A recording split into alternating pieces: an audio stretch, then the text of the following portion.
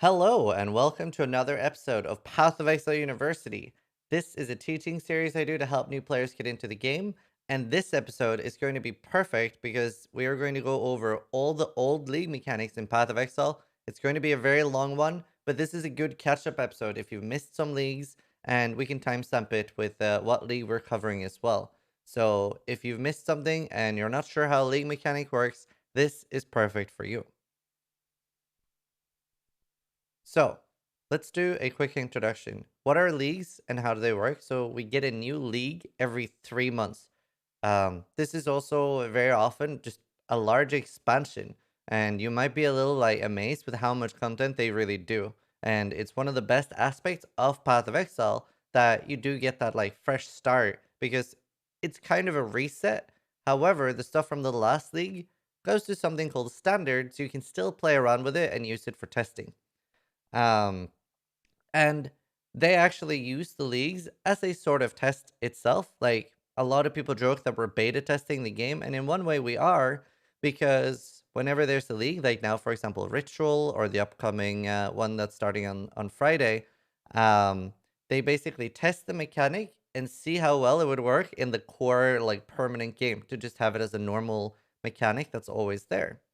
Um, and that means that sometimes the league mechanic can be really, really strong. Sometimes it can be really powerful. And a lot of the time, it does end up getting nerfed or changed in some way. So they usually do alter it. And whenever the league mechanic is active, it's going to be in every single area. Whenever it goes core, it goes sometimes 5%, sometimes 10. I think now they're all going to be 8%. But yeah. And like it says here, rarely will a league remain in the same state after the league ends. So a really, really good thing with every new league is that we get a bunch of new unique items to play around with. And obviously the economy resets, like you don't have to buy new stash tabs or anything, but the ones you have when you start a new league, everything will be empty again. You don't get to keep like a Chevron's wrappings from last league. And this is a really good thing that most people enjoy because the first few days of a league are the most special. So this is actually there's a lot of very very large changes, a very very large changes in 3.14 because a lot of league mechanics are getting an overhaul.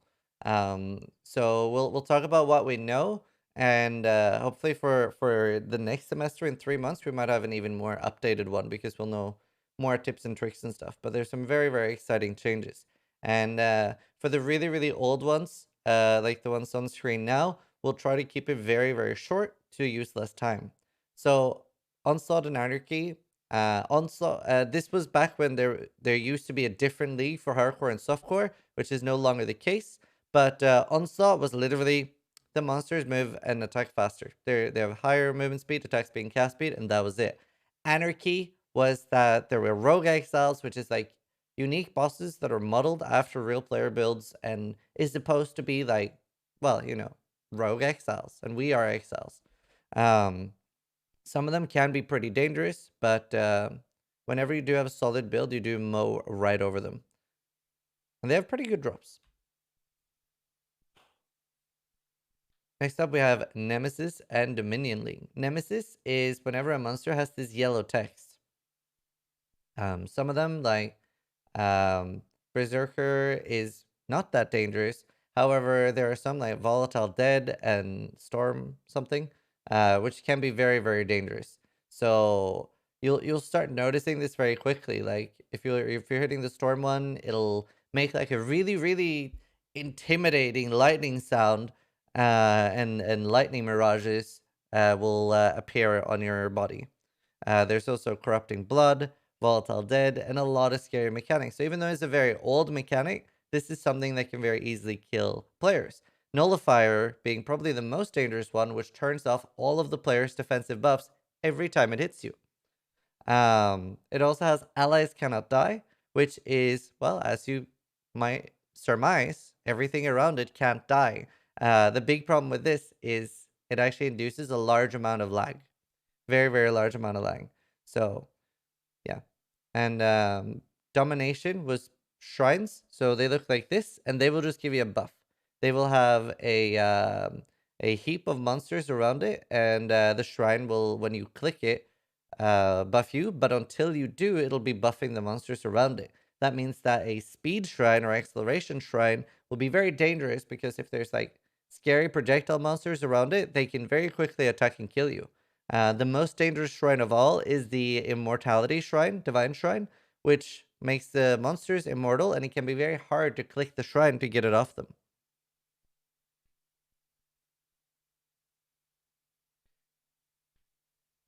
Invasion and Ambush. So Invasion was hardcore only and incredibly hard. It had basically unique bosses in loads of different zones, and in the league itself, they would almost always one shot. They've been nerfed and nerfed and nerfed until now. They're not that hard. There's a few of them. There's like a blue ghost with a bow. That's very, very dangerous still.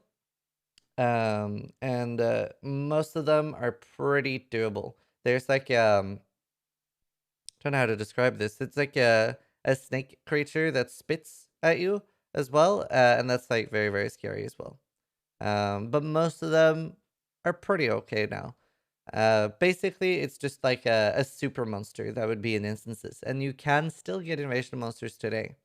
Ambush was the software only league, and this added strong boxes, which is basically there's quite a few different strong boxes. You can get like default ones, which just do generic loot. You can get more valuable ones, and you can get the armor strongbox. And there are some really, really good ones like that are actually worth rolling. So notable strongbox types is Cartographer Strongbox, Diviner, Arcanist, and Artisan is really, really good early. The first three that I mentioned are actually worth rolling for either additional drops or percentage increased quantity of drops. And it's generally just a good thing. Whenever you see a strong boss, it's generally a good thing. It's just you get some more monsters and you get more rewards from the box. Next up, we have Beyond and Rampage. Beyond is something you can now roll on maps. You can add it on something we call the Zana map device to like add more monsters, and a fairly popular mechanic for endgame farming. It basically means that every time you kill a normal monster in a Beyond zone, it drops a red portal. Whenever I think 3 or 4 red portals spawn in close proximity of each other, a like Beyond spawn will spawn, which is 1 rare and 2 or 3 blues, and yeah, they will try to kill you. They can often be very, very dangerous. Whenever you have 3 of these smaller Beyond portals spawn in close proximity, a large one will form, and you can get one of the large bosses, like a Baxoth, which basically explodes your screen, and it's very scary the first time you have it happen. And there's a lot of other bosses it can spawn. They're not necessarily very, very rewarding, the bosses themselves, but whenever you are like doing it in combination with other things, it can be very, very dangerous and can easily kill your character. So if you're new or weak, then maybe avoid it. Rampage is this kill streak counter on the left side of the screen. Very often you might see people asking the streamer, like, what is that kill counter? How do I get it? And it's basically anytime you wear a Rampage item or you put Rampage on the map, as long as you've killed 5 or more in the last 4 seconds, you'll get this counter. And then at certain intervals, it is going to give you different buffs, do explosions around you, and it speeds up your character and gives you more damage. Next up, we have Bloodlines and Torment. Bloodline was similar to Nemesis, where you have like the text at the top, but now instead of affecting 1 rare, it's affecting a whole pack. You can get Corrupting Blood, you can get Storm Bearers, Flame Bearers, etc. And they're like these like circles on the ground that will detonate.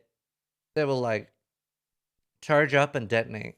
And yeah, there were some insanely annoying ones that have been removed, so these are mostly fairly durable right now. There's nothing insanely annoying in Bloodlines. And it can be like, Bloodlines can be something you add to maps to get a few extra magic packs as well, to hope that you get maybe more maps or more rewards. Torment is, I would like to say it's Path of Exile's take on loot goblins, and it's not a good one. It's probably, if they were going to remove any mechanic from PoE, this would be one of the ones I would love to see go.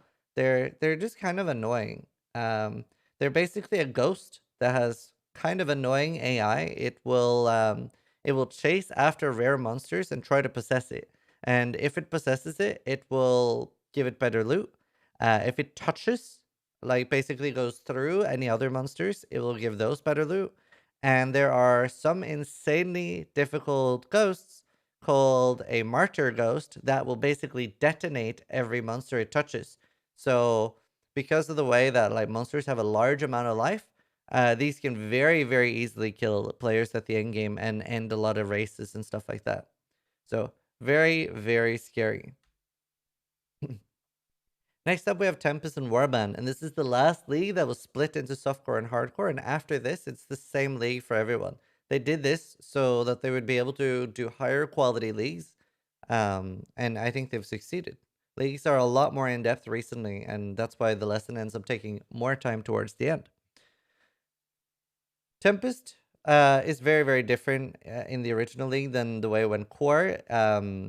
It would basically kind of have a prefix and a suffix, whereas now it is only these like portal things. In actual Tempest League, it would spawn sometimes 20 invasion monsters, 20 exiles, etc., and that is no longer in the game. So if you're returning from Tempest, it's changed a lot since then. But it's basically something that's only really accessible through prophecies or the Temple of Atsuodal. And the red portal thing here you see is actually Val Corrupting Tempest, which basically means if you stand inside this while it's charging up and it detonates on you, you'll get a 5-second buff, and everything you kill while this is on you will drop Corrupted. This is a really good way for players to farm six things and corrupted six things to vendor for divines. There are a few other tempests as well, like Radiating Tempest, which can only be gotten in Temple of Atsuodal, which will give the player a large amount of quantity and rarity. There are a few other tempests as well that you can add for 30% increased quantity to maps. Warbands. This is very core in the game now, where just some bosses in the game are warbands. So, like for example, Lighthouse will have the Red Blade Warband boss, and they can actually drop the uniques from that league. So they're like not too dangerous now. They're very much on par with other map bosses. Talisman, which was put core in a different way. The amulets themselves are still in the game as random drops from other league mechanics. But the league mechanic itself of sacrificing things on altars is completely gone. Talisman recently got nerfed as well. In the last league, Ritual, talismans would drop with a random anoint and with smart loot. However, in the new league, they do still drop with a random anoint, but they no longer have smart loot. What does that mean for the player? Well, it means before they were fairly likely to drop with combinations that would make sense, like flat energy shield, percentage energy shield, and maybe some spell damage and resist. Whereas now they are completely rolled at random. So getting a good talisman is a lot more unlikely. This means that most players will probably be picking them up and vendoring them for alterations, but that is still a good source of them. Perandus. Perandus was a very popular league, and it featured Kadiro Perandus in the top right corner. It would be called Bro Diro or Scam Diro regarding or depending on how good his offer would be. But basically, every time you click on him, he would offer you an item for Perandus coins. There's quite a few different ways to get Perandus coins. This league was also implemented to try to give the players like wrist damage, because the coins usually come in a few hundred different stacks that the player has to click. This is something they said they're addressing. So hopefully in this league 3.14, we will have to click only 50 times. That would be a nice goal. But either way, Kadiro, from its inception, it was very strong in the league, and he went sort of downwards. However, in Ritual League 3.13, he saw a huge buff with that on the new Atlas skill points, you could increase, or rather, it's a 5 times lucky outcome that gives you a better outcome, and this was incredibly good. Where sorry, we saw a large amount of players who were getting mirrors, a large amount of players who were getting headhunters. Well, 5 times more likely than before, and it was actually very strong. Personally, I got 8 Chevron's wrappings, 3 impulses, 2 taste of hates, and loads of really good unique items on solo self-found in like around 800 to 1,000 hours played, and a lot of those are very good. And if you open the Wikipedia, you can actually, there is a list of how many coins it is for different ones. So like a headhunter would be around 24,000, and a mirror would be up to like 30. So it's very good now. They've made it a very exciting mechanic again.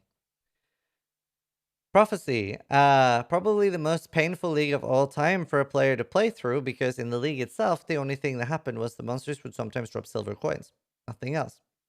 But basically, you meet Navali in the climb in Act 1, you rescue her, and now you have the option to give her silver coins. Normally, I would wait until you're around maps to start giving her silver coins, but you can get loads of different prophecies. Some that guarantee and drop unique items, some that upgrade unique items, and some that give you like strong boxes, etc. So, and this is also how you achieve the multi-mod recipe for advanced crafting, and the other ones like prefixes cannot be changed. So Prophecy might have been a painful league, but it is one of the better league mechanics and something I hope they continue to expand on, because I really personally like the upgrade unique system, and there are a lot of really cool ones. So I'd love to see like some QOL and just like more things added to the prophecy system, but it is definitely worth engaging in. Essences.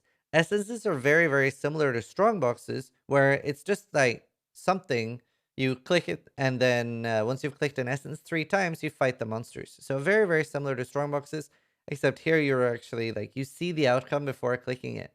So if you see in the top right corner, you can see a Weeping Essence of Doubt.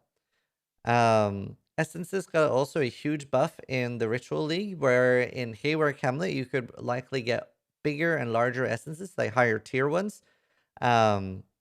And there are 4 essences, which are called Dread, Scorn, Misery, and Envy, the purple ones. And if you use the red corruption thing here, Remnant of Corruption, on one of these, they have a chance to turn into the super essences, which is Delirium, Insanity, Hysteria, or Horror. And these also got a buff for the upcoming League 3.14, and essences in general are getting a buff in 3.14. So the way essences work, they work similar to an Orb of Alchemy, where they will turn a white item into a rare item. However, they guarantee a stat. Now, before, Shrieking and Deafening Essences, the 2 highest tiers, would work as a Chaos Orb, where they could be used on an existing yellow item or a rare item. However, now they're upgrading the Screaming Essence to also be able to do this. So this is really good.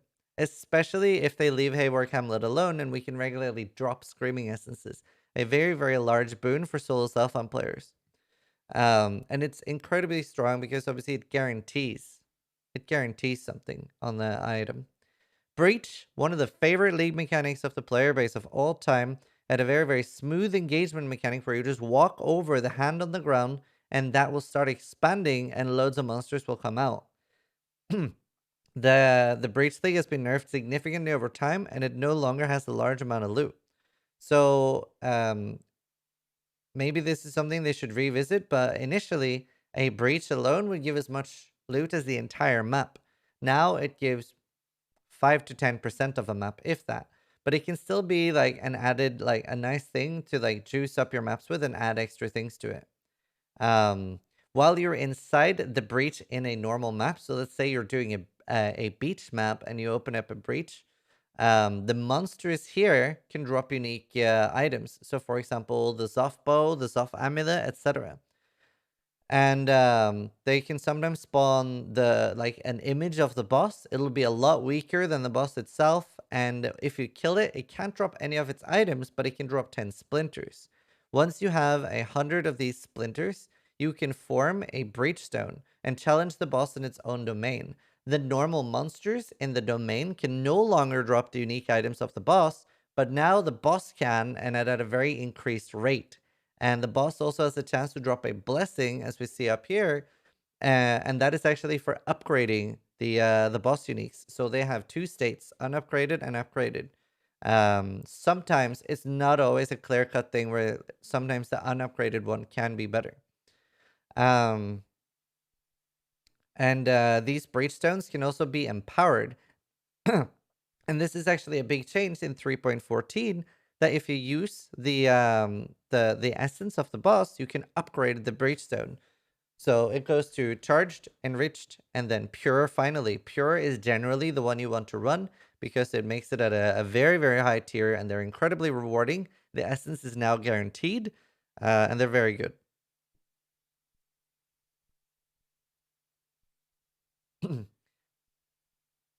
Legacy League. This might be something that's get, but this might get something that Grinding Gear Games will bring back in the future. However, this is completely discontinued. As a quick TLDR of the league, we had reliquary keys, which are coming back in one form this league, but different. That would drop, well, very, very expensive items. And then we had the league stones that you see at the top, which basically you could custom create what leagues you wanted to play with. This is completely gone, but maybe we'll see it in the future as a catch-up league where they want to work on other stuff. Harbinger. Harbinger was another attack on our hands where there would be loads and loads of like shards rolling around. And these blue enemies that were immortal would be hovering around the map, and they would spawn enemies, and the only way to kill them would be to kill their summons, basically. When you do kill them, they would drop a bunch of shards, like Chaos Shards, Mirror Shards, Harbinger Shards, Ancient Orb Shards, and you would obviously, once you have either 10 or 20, the shards would turn into the orb itself. Harbinger Orbs is for upgrading a map 1 tier, so a tier 7 map turns into an 8, or a tier 15 map turns into a 16. It does not work to use it on a tier 16, but whenever a map is upgraded, there is also a chance that it turns into the beachhead, which is the red circle at the top of the screen. And there can be either white, yellow, or red beachheads. These are basically a island circle map where you run around killing a bunch of harbingers, and in the middle there is a stargate with harbingers coming out of it, and then the main boss in the Harbinger map is the bad guy in Game of Thrones, the Night King. Looks a lot like the Night King from Game of Thrones. And once you have completed the map, it will again do a large attack on your hands, where a few hundred splinters will drop out with currency shards, and also they also have unique item shards where you'll drop like one unique at a time, and once you've gotten 3 or 4, depending on the item, you can put them next to each other in your inventory, and they will combine into a unique item. Um, and it was like pretty mixed review league. A lot of people liked it, a lot of people didn't. Next up, we have Abyss, and this has been changed a lot, but it's basically you will see a crack on the ground, and it's basically monsters climbing up from the grate below, and and then at the end, well, actually, not really at the end. So a quick tip with these abysses is you walk over it and it starts traveling, and then it's traveled once. However, if it travels a second time, it can never be a boss or an abyss crack. So whenever the thing is finished traveling once, it will either open into a big chasm down below, and you can go down there, and there's a chance that it'll just be like a normal instance. Or if the loading screen has like a red portal on it when going down, you can know that it's a boss. However, you might see a lot of streamers or people that play a lot make it travel once, and if it travels the second time, we just like continue going because we know that it can't be in abyssal depths, which is what the crack is called. Um, and then yeah, if the loading screen is a red screen, which it's just a picture of the map device in red, um, then you know that it is a boss. And if it's any other loading screen, I think this sometimes does get changed, but currently I believe the non-boss is the Shaper, if I remember right. And some people will say, "Oh no, that's not true." It is. Everyone's tested this. Large scale testing, 100%. Not a 1% chance. It's 100% chance. But either way, if it does continue going, you can still follow it, get a bunch of monsters, um, and um, and at the end, a chest will open. And it will have these jewels in it. The belts, the special belts, are only from either killing the bosses or going down in the chasm and doing the like non-boss event. Another way to know if there's a boss there is that the music will be different. Music will be different. This is a very, very like good mechanic to engage with. However, the Fisher might backtrack, and that can be really annoying. Bestiary. Bestiary is Pokemon in Path of Exile, and it's basically yellow and red beasts that spawn around the map. And whenever you get it to a low amount of life, I think it's like 10% or lower, Einar is going to appear and say, "Ha, stupid beast, you are captured," and throw a net on it. The yellow beasts are basically filler ones, which are just needed to fill up the recipe. The red ones are kind of what chooses what the recipe is for the most part. There's a lot of really, really strong recipes. Um, there are some things like split beasts, which will, if you have a 6 link, you can split it. You ideally do this before crafting, and then you'll have 2 6 links. There's a change coming in 3.14 with this build. Now it will have the tank split, and you can still continue crafting on them, etc. But they are no longer like you can split items. So still very, very good, but obviously not as powerful as before, where you could infinitely make a crafting base and split them. There are also lots of other really, really good ones. These are very worth their like use. You'll get missions that you can put on the atlas to use Bestiary.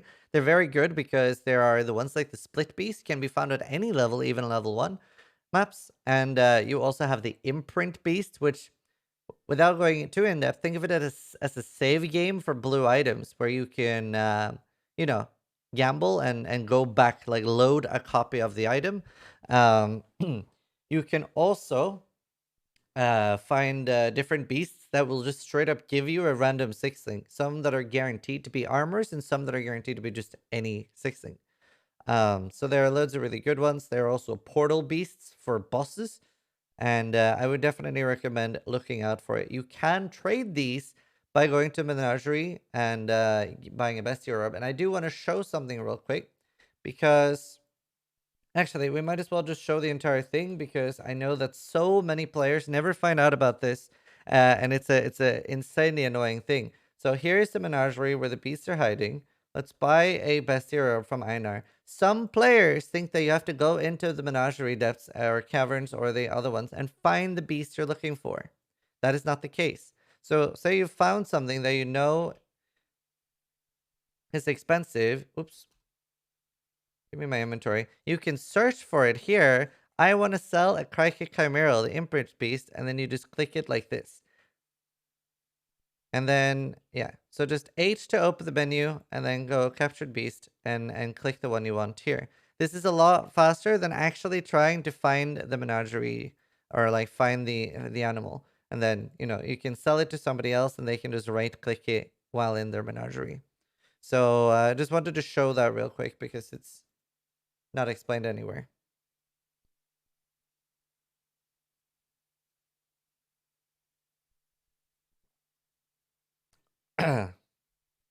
Another thing that's very, very good with this league mechanic is that they're very useful for crafting flask suffixes. You can guarantee like freeze immunity on a flask. And the beasts can be fairly dangerous, so be careful. Now, Incursion is basically Indiana Jones, and they will spawn with 3 portals whenever they're in a zone, and you will open a temple. This is a bit of a complicated mechanic, but whenever you're inside the incursion, sorry,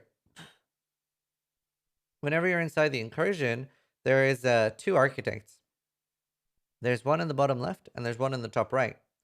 If it is a default zone, like something, or rather a non-special zone, you will, as you see here at the top, it's a tomb, which is like there's not a modifier behind that. There's nothing special. It's just a waiting room, you could say. And in that case, killing either architect will change it to something. So if you kill the bottom left, it changes to hatchery, and you change to the top right, it goes to pool of restoration. But let's say this was already a pool of restoration, then the bottom left would be to change it to something else, or the top right would be to upgrade the room into the next version of itself. Um, and you can you basically end up building your own dungeon. And we don't fully know what's happening to the Atlas passives, but Glenak Cairns was insanely strong for this because it would have a chance of upgrading it twice when you kill the one in the top right.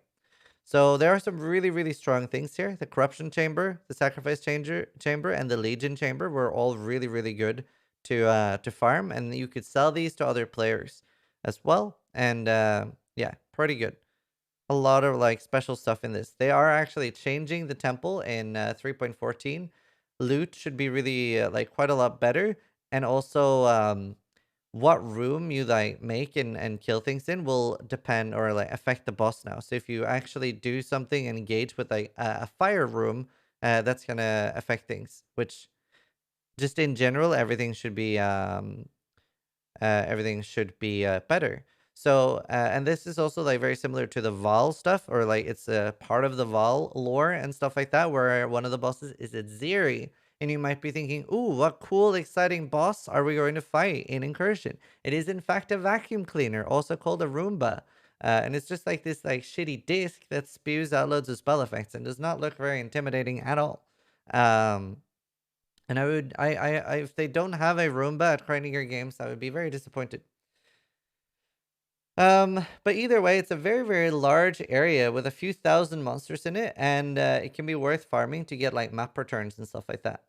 And a lot of the other chambers, even things like the armor chamber and the strongbox chamber, can also be very worth doing. So it is a league mechanic worth interacting with. Delve. Delve is an infinite procedurally generated tunnel system, and you don't really need to reach the bottom, especially on hardcore. Players generally go to around 300, depth 300. Some will try to become who can go the deepest, and on hardcore, nobody generally goes much below 1,000 or 1,500. I think is one of the records. And basically, you will find yellow piles of sawdust in maps, and that will give you sulfite. And these are used to power your crawler, which affects it'll keep you alive in Delve, and you want to stay close to it. Sometimes there are monsters that will turn off the light, and you have to throw a flare down, and you can it's kind of cool. You can upgrade this with the blue juice you find running around Delve, which is called Azurite, and you can upgrade things like the light radius. You can upgrade the light radius from your flares, how many flares you have, your darkness resistance, and there's nothing you can do on your character to take more or less damage from the darkness. You can do regen and stuff like that, but generally you can't become immortal currently to the darkness. And there's quite a lot of rewards. There will be walls in Delve that you can find as well, and they can be kind of hard to get the knack of finding. And behind these walls that are hidden away, it's in side passages off the cart that is chasing you. So normally you would try to explore side areas, and once you've done it a lot, you'll sort of get used to oh, this looks like where a wall should be. It could take some time to learn that, but once you do realize where walls are going to be, Delve can be very profitable because you can just be running around alongside your cart, and suddenly you'll see a wall, and you'll destroy it with throwing a dynamite down. And behind the wall, there could be different rewards.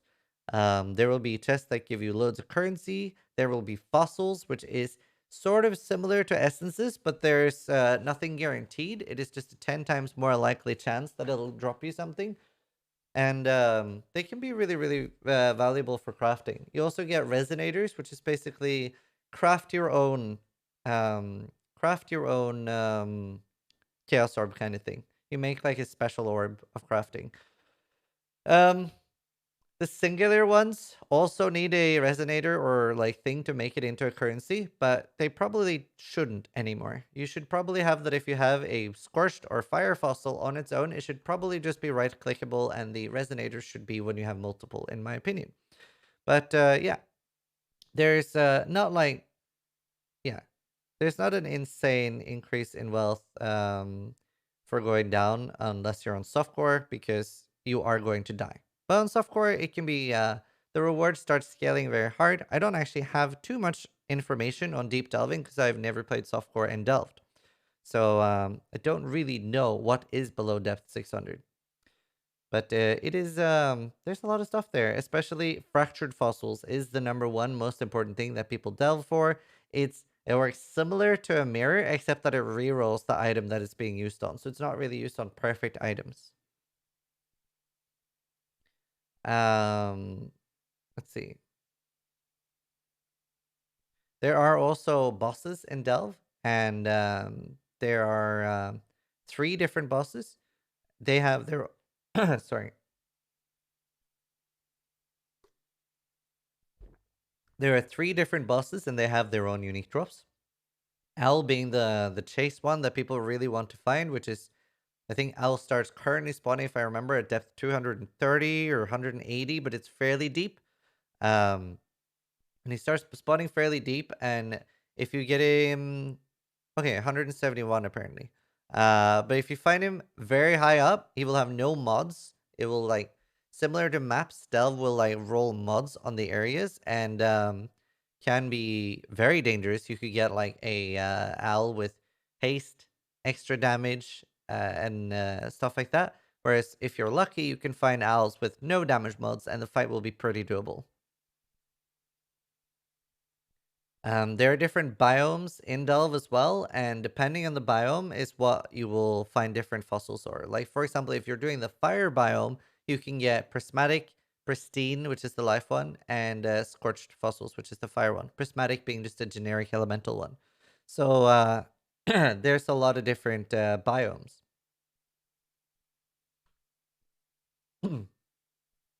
My voice is dying. All right. Next up, we have Betrayal League. And here in Betrayal League, this is getting a large amount of changes, and it's sadly not something we can really cover fully in this because it is such a large and complicated mechanic. I do have a separate video covering Betrayal, but I will have to make a new one in 3.14 because there's a large amount of changes. The largest changes is that now you will find items from Betrayal monsters, and they will have a veiled modifier. You'll talk to Jun, and if you see at the bottom of middle of the screen here, that's what a veiled modifier looks like. Now, when we unveil it, it is no longer counted as a crafted modifier, but instead grafted onto the item, similar to a mod. Similar to a mod that would just be on the item. This is a buff. This should be very, very big. It's also rolled at a higher tier, and it should be incredibly strong. But Betrayal in general is incredibly complicated, and there will be 3 different things per map. So there will be either fortification, transportation, research, or intervention.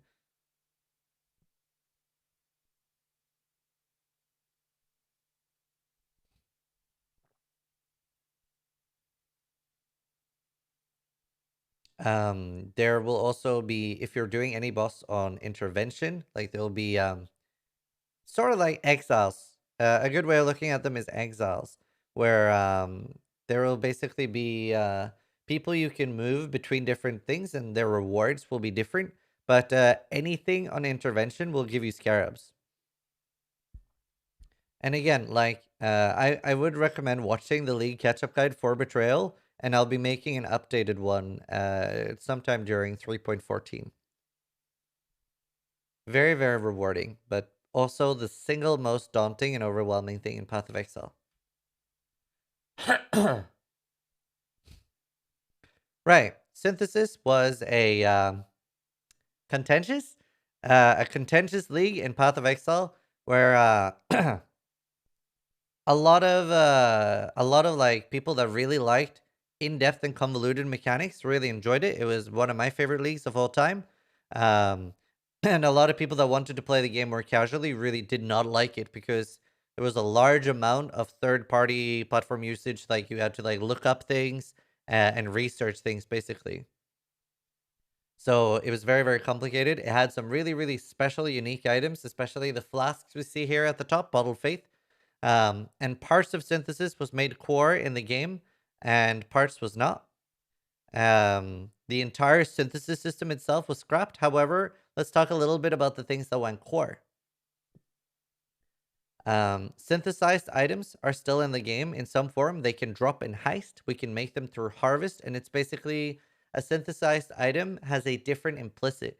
The most notable one is that weapons can get a synthesized explosion implicit, which basically removes corpses and explodes the monsters. It's very, very strong, and there are loads of really good implicits. A downside of an item being synthesized is that it cannot be fractured, which we're about to cover, and it cannot get influenced like Conqueror Influence or Shaper and Elder.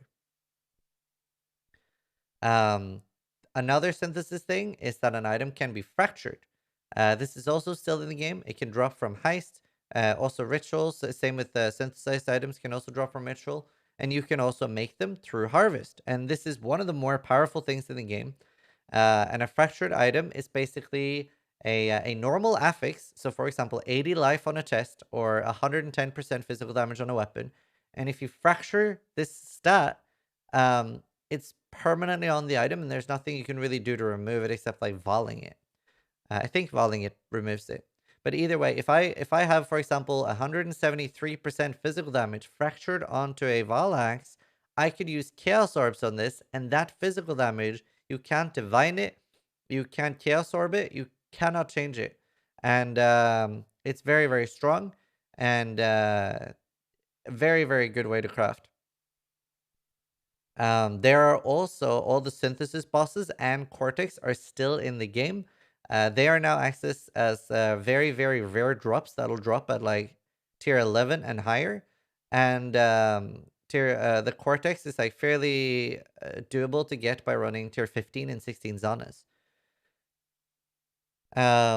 On top of that, they also have a lot of like unique items. Like they have that really special ring, which will buff heralds. They have Bottle Faith, which is a huge crit bonus, and monsters take increased damage. And some of the items are like findable throughout the game. Like the Maloney Quiver is through. I don't know if you can find it anywhere else than like Bestiary.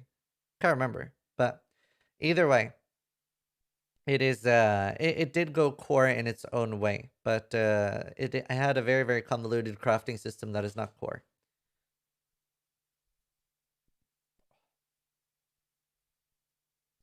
Next up, we have Legion, and there are two different like types of things to Legion. We have the Legion Monolith, which is the thing in the top right corner, which you basically click, and whenever you've clicked it, you'll see a large amount of monsters frozen in place will appear around you. The more monsters that you kill, the more monsters. Think of it as releasing them from stasis, and you could release all of them. And when you release all of them, the entire fight starts. If you're not able to release all of them, a timer will tick down until the timer is on 0, and then it'll release the ones that you have like released from stasis, and you'll be able to fight them.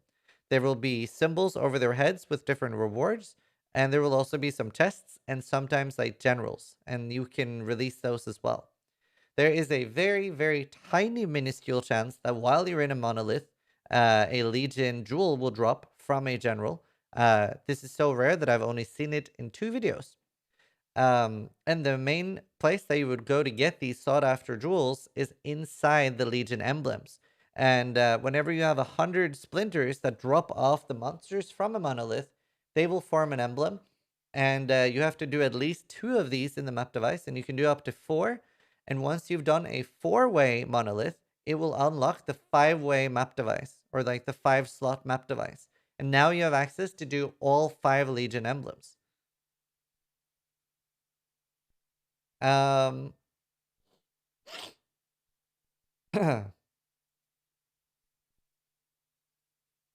so once you are inside the emblem, or once you're inside the emblem fight, then there will be a like purple, it's a very, very purple room, and in the middle there will be sort of a purple circle around a crystal.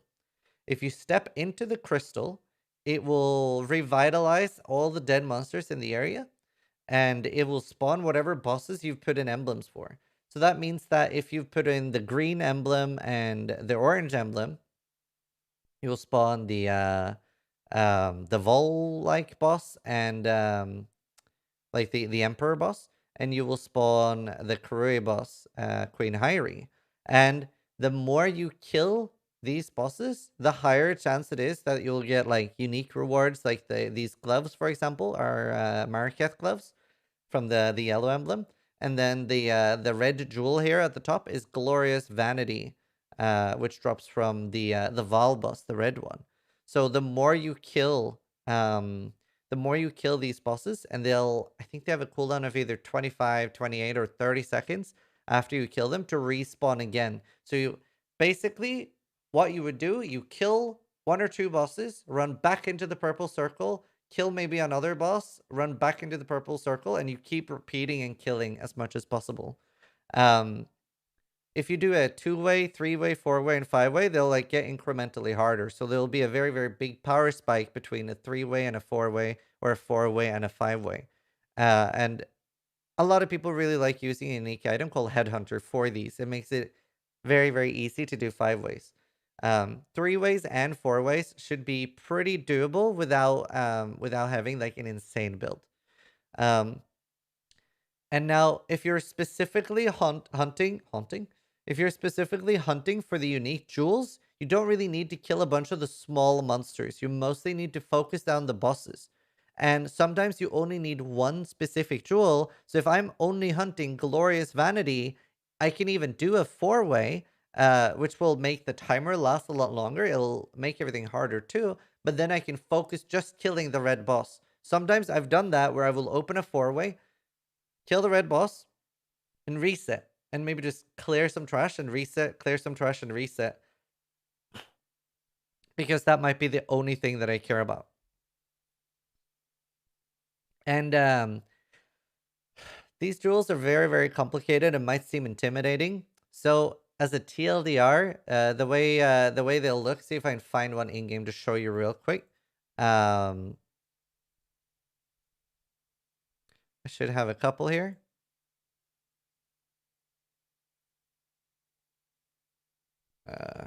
Here. So here.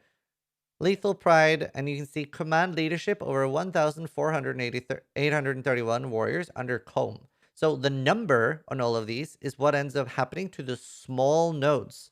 I can shove it in my skill tree here to show you guys.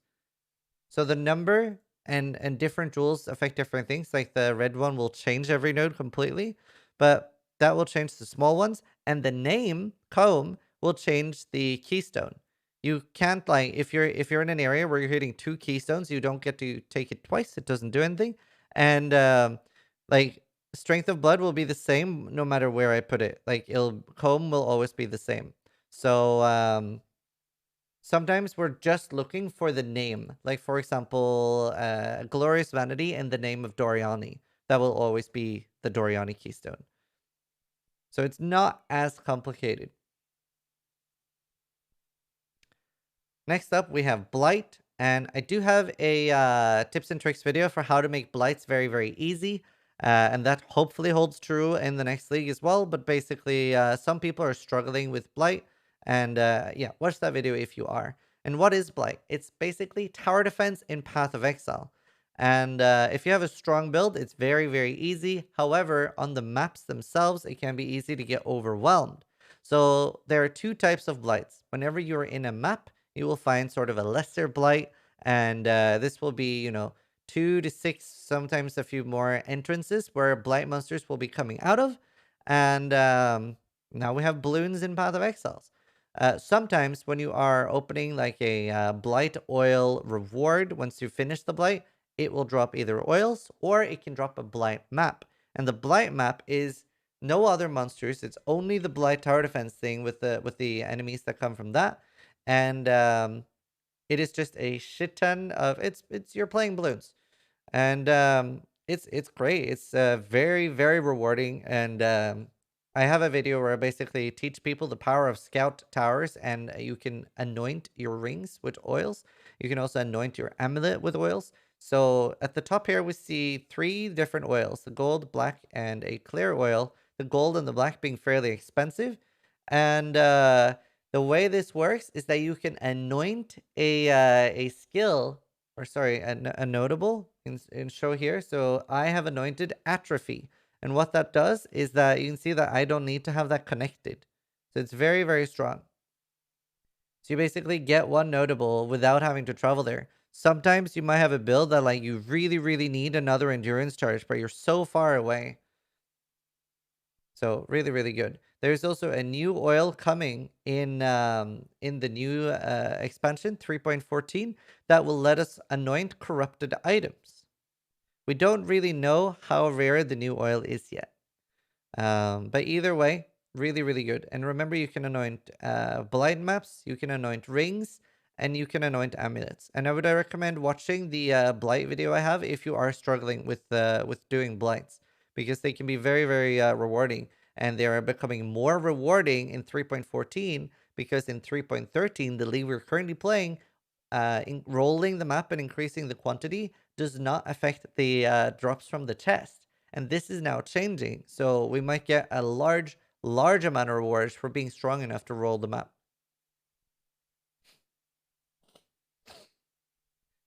Also, Blight uniques themselves can be anointed, which can be really strong.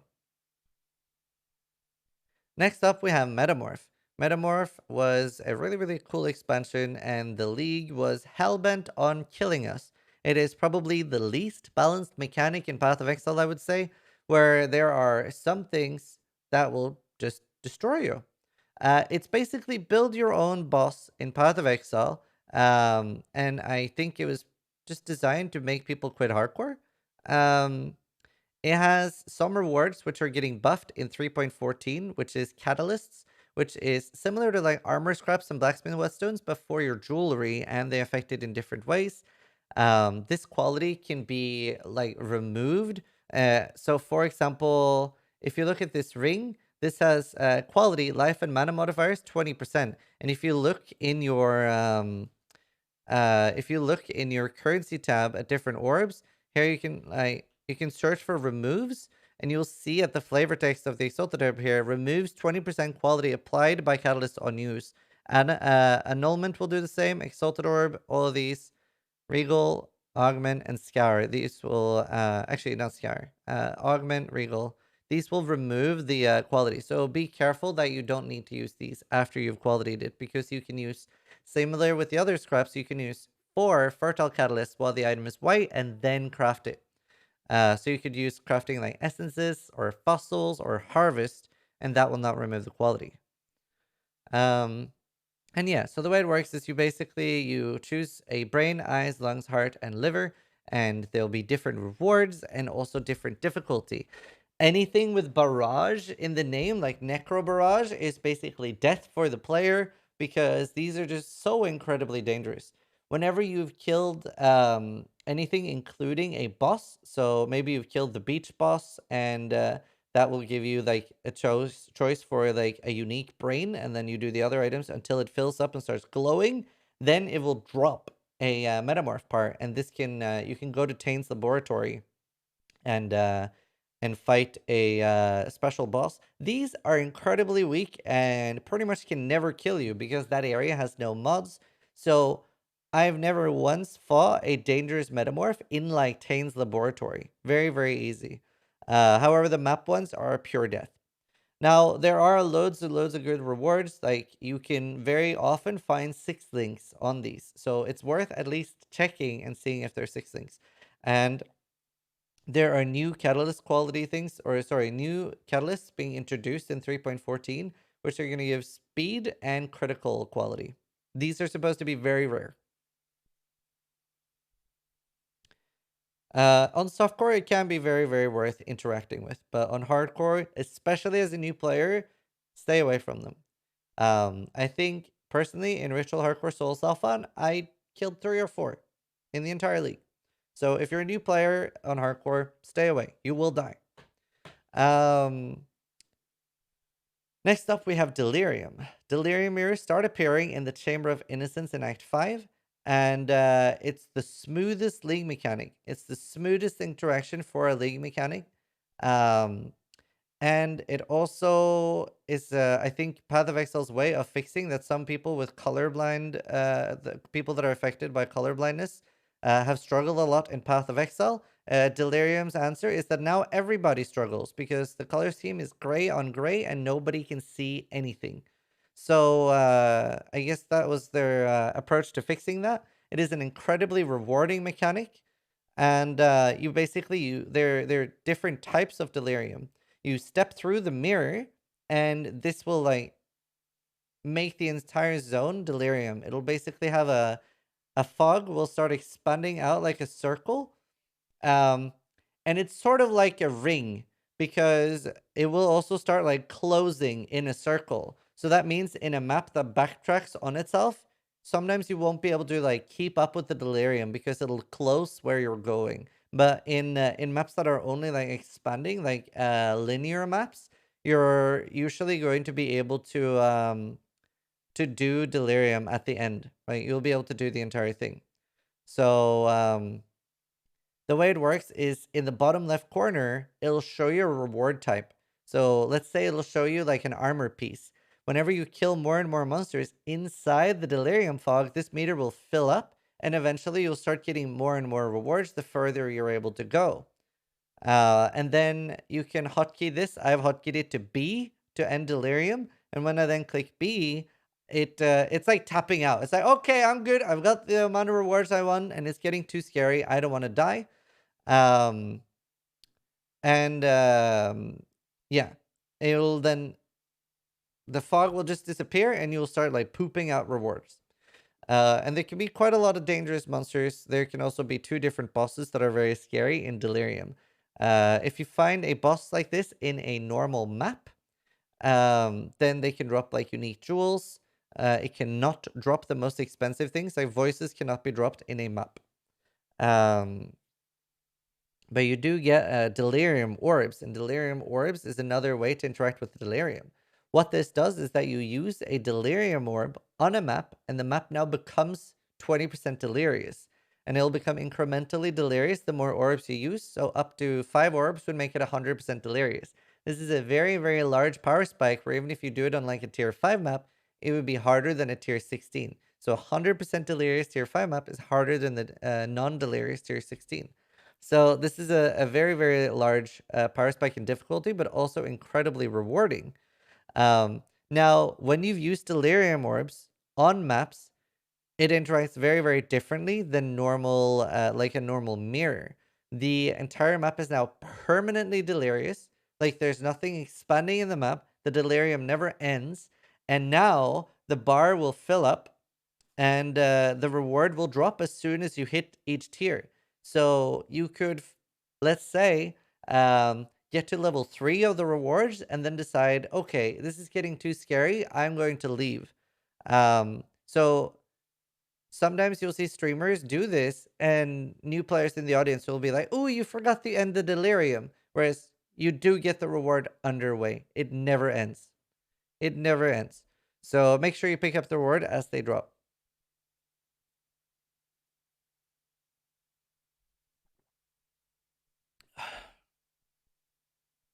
Right. And then you also in Delirium drop splinters, simulacrum splinters. And when you've collected 300 of these, you can open a simulacrum. And simulacrum will use one of the acts, and like at one of the act towns, and you'll be fighting in it. And this can be very, very easy for, like, I'd say the first 15 waves are very easy. Bosses can spawn. I think the earliest I've ever had a boss spawn is at wave 7 or 8. But you're guaranteed one by 13 if you haven't had one until then. And here you can drop really, really expensive uniques like voices. And a good note is that you can only drop one delirium unique per simulacrum. That means that if you drop a Voices on wave 13, you cannot drop another Voices on 14, 15, 16, 17, 18, 19, or 20. If you drop the Asylum helmet, you cannot drop a Voices, etc. So you can't get like 3 Voices in one Simulacrum. And it is incredibly rewarding, especially like the last 3 waves are a large amount of experience. Or if you're softcore and you're dying to it because it's so rippy, well, you lose experience because it is incredibly dangerous as well. Especially like wave 19 and 20 will be very, very dangerous. And this might be slightly wrong, but to the best of my knowledge, if you've never had the most dangerous boss, Kosis, it's guaranteed that wave 20 will be Kosis. I'm pretty sure. Or at least a huge chance. I feel like I always get Kosis at wave 20. And Kosis is the most dangerous one and very, very easy to kill you. Yeah, it is guaranteed at wave 20 if you never had him before. But if you, for example, have the dangerous boss Kosis at wave 15, then wave 20 might not. So very, very scary. Delirium also introduces cluster jewels, which is basically bring your own skill tree or build your own skill tree. It's incredibly powerful and opens up a lot of flexibility for builds. Some builds are almost mandatory to use them. Like some brand builds really, really need the brand jewels to actually like be really good. So it's worth keeping. And a good thing to remember is that you can vendor. Let's say you have 5 large jewels. You have 5 large random jewels. You can vendor them for a new large jewel that is random. They would all need to be the same rarity. So you can sell 5 blue or 5 rare yellow jewels, and it'll give you a random one. Do remember that this uses the item level of the lowest. So if you sell 4 item level 83s and 1 item level 54, then you'll get an item level 54 jewel.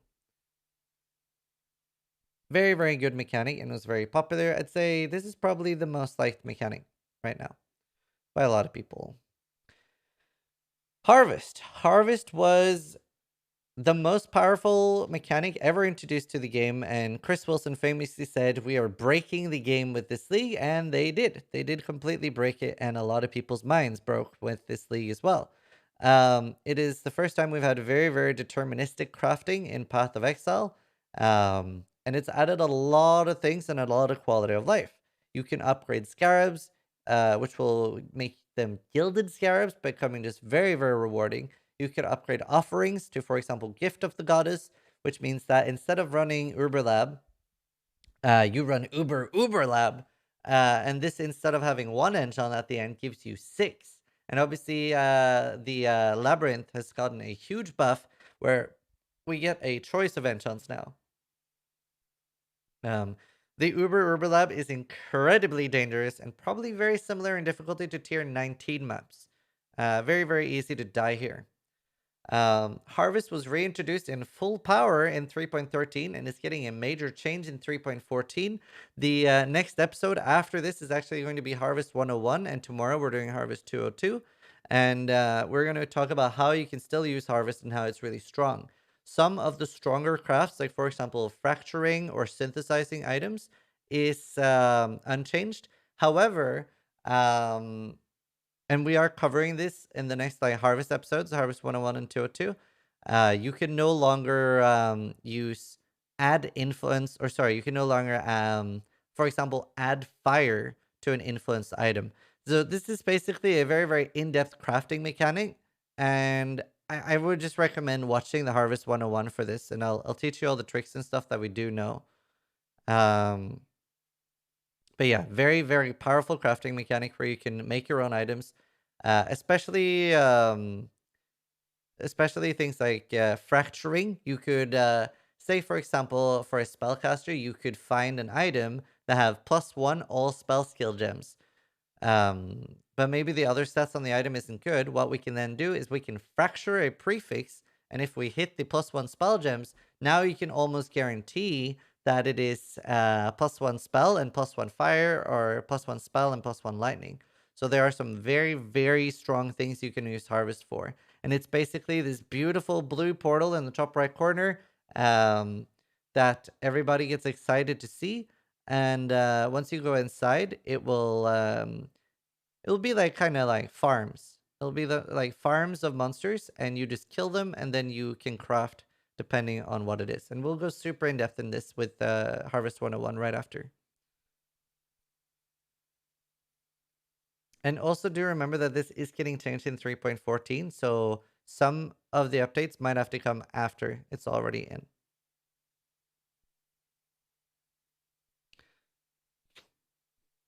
Right. Next up, we have Dora League. Sorry, I mean Heist. And Heist introduces a new slot for our character, the Trinket slot, which only affects things, well, basically only affects things that are inside Heists. Heist is like a dungeon where we also get like henchmen, and they all need to be leveled up each single league. I know a lot of people are not a huge fan of this mechanic, but there are a lot of things that only drop inside Heist, and it does introduce some very, very cool things to the game. Um, Heist is incredibly rewarding, where it will basically shit out rewards from every other league mechanic, and then at the end of normal heists, you will get like a trophy kind of thing that you sell to the vendors for even more rogue markers. Um, you also have to basically escape and open more doors. It is literally door league. That there's a large amount of doors that you need to open. However, the most exciting thing, and I actually still quite like this mechanic, grand heists. These are special larger heists where you need to like unveil them, and we actually have a full heist video, like giving examples and loads of like good useful help. Obviously, you can see that a lot of the newer mechanics need their own video because there might be a 30-minute video for each one. Um, this is incredibly valuable though. Grand heists have like very, very good rewards at the end, and when when you find a grand heist, it will tell you at the top what the reward is. So these are enchanted armaments, these are thieves trinkets or currency, these are replicas or experimented items, and there are some that have unusual gems, which are special gems, and they are very, very special and sometimes incredibly strong and even build enabling. So the replica uniques are basically somebody tried to make, a Combs heart, but they fucked it up and it gives mana now instead of life. So it's basically just different unique items. Some of them are build enabling and incredibly strong, and the grand heists are the only place to get them. So I would recommend watching this video too if you want to interact with heist, and very, very rewarding mechanic, incredibly good. And you do have to level them up each single league. Ritual, while being a recent league, is also a very, very simple league. And honestly, it is one of the most well done leagues, in my opinion. It's the one that we are currently playing. And the only thing I wish was different was that I wish it scaled better at the end game without using the upgrading blood vessels thing. I mean, obviously, I'm slightly jaded here because I'm solo self on. It's hard to self farm the blood vessels. Either way, the way this works is that it is a ritual altar in areas, and they will have monsters around them. You'll kill the monsters and click the ritual altar, and all the monsters you just killed will be resurrected, and you have to fight them again. There will be several altars per zone, and the ones from previous altars you've just killed will be added to the next one. So the fight will be incrementally harder, and the last one in the zone will basically have all the monsters you previously killed. Um, Now, once for each altar you do, the favor screen will show you more and more rewards. You can either buy the item outright if you have enough rewards, or you can defer the item if it's a really good one that is expensive and you cannot currently afford it, and it will appear, well, later. The more rare an item is and you defer it, it could take as many as 20 to 30 rituals to appear. Now, obviously, this is probably being rebalanced, seeing as ritual is, going to be a lot more rare now. Yeah, but honestly, really, really good mechanic for your first character, and I would say it's probably the best league mechanic they've ever introduced for your first character. Very often when they introduce a new league mechanic, even though it is like appearing as early as level 1, 10, etc., most thing mechanics are sort of undoable early in the start, or maybe very, very unrewarding. Whereas Ritual was incredibly rewarding in the start, incredibly rewarding in Act 10, etc.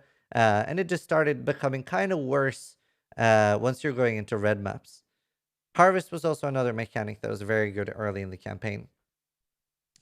But yeah, there are some unique bases basically that you can only get from Ritual, like the Fortify effect Crush Helmet, or the extra like damage to spells helmet. Loads of cool things to interact with them, and they're not particularly complicated. You just interact with them, kill all the monsters, and then see if there's any loot you want there.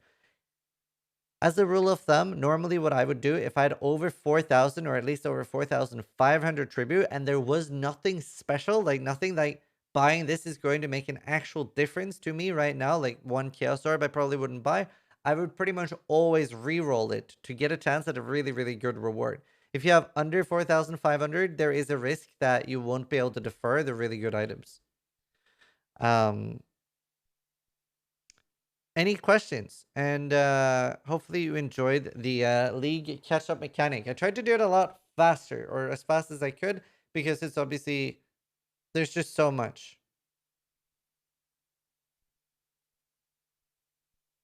It was a good speed. Thank you. I feel really stuffy. Any league-specific questions? Why would you ever use the Crush Helmet? You can get other forms of defenses and loads of Fortify effect, and it's incredibly strong. And fist damage isn't that scary in Path of Exile. Maybe explain Ultimatum. Can't. I haven't played it yet.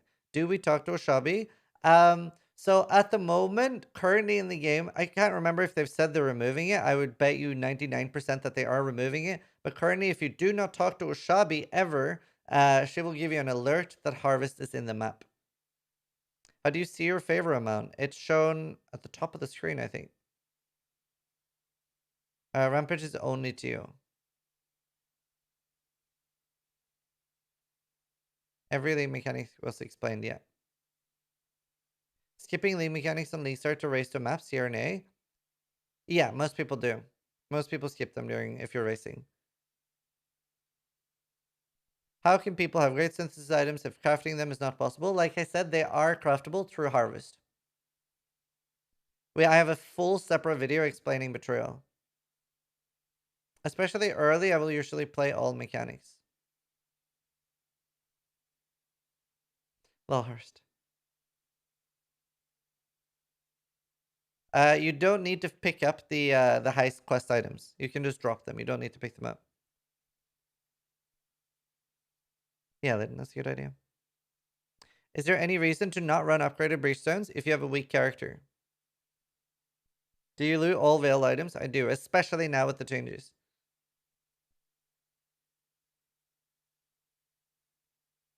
Blight is buffed.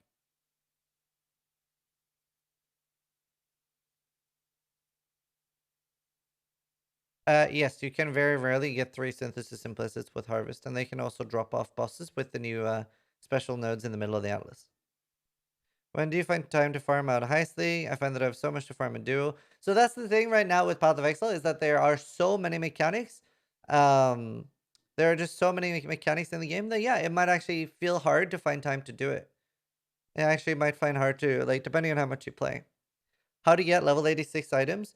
They can drop from like +3 strong boxes. They can drop from you can get a, I can show you. I have one in my inventory ready to show actually. This is a really, really powerful Maven Watchstone. 4% chance to drop items with +1 item level. It is priceless in solo self-found, because when you put one of these in your Atlas and you're running tier 16s, you very, very often get item level 86 items.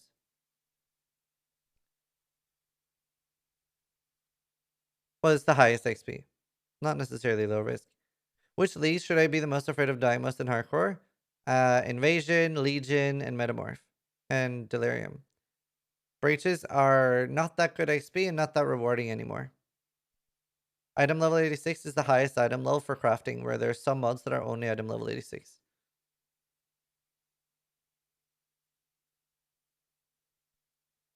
Beyond is very rare XP rewarding. Very, very XP rewarding. Is there 100% that you will drop unique in Simulacrum? Yes. If you're able to do level 20, you drop at least one Simulacrum unique. No, Azar, they're good for new characters and stuff. What were the Atlas passives in Essence League mechanic page? That were these. Controlled Corruption and Amplified, but we don't know if they're getting changed. Is Softcore League even played, or does everybody play Hardcore? Only 5 or 10% play Hardcore. Most people play Softcore League. Will Delve be relevant? Yeah, should be. That's not really League specific, I see. Sorry, dude. We're doing League specific questions. What were the Atlas pass? I just showed you that cyanide. Should a returning player play SSF for normal league? So a quick rule of thumb for what league to play is if you have like generally like softcore or sorry, solo self-found, hardcore or hardcore solo self-found are just ways of extending how much time you're using on the game. So well, if you have the least amount of time possible, standard is the way to go, right? Because you have characters there that you can just map with. And then Softcore League is the most popular one. And then if you feel like you're running out of content, you're like, well, I am playing 600 hours this league, and I want to make sure that I'm enjoying all of it, then Solo Self-Fun is a really good choice. And then if you're like really, really hardcore and you're playing a large amount of hours and you are really good at the game and you feel like you're running out of content, then hardcore trail league or hardcore solo self fun is the ultimate of like slowing down your own progress and being able to enjoy the game for a longer time. Blight is very, very currency rewarding, and Delirium is the most powerful one for money.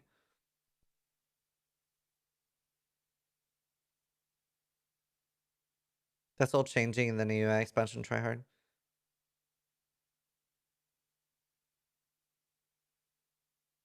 Yeah, we've already answered that during this Tyrus.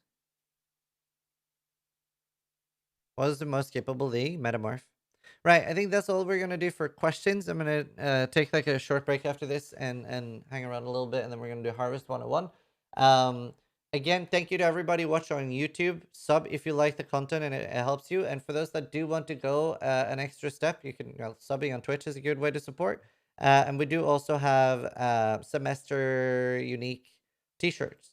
So you can get these. There will be a new shirt every T-shirt for those that are enjoying Path of Exile University and the effort we do. And yeah, thank you guys so much for watching, or anyone that is recommending Path of Exile University to new players. It helps out a lot. And yeah, thank you again so much for watching. But more importantly, try to die less than I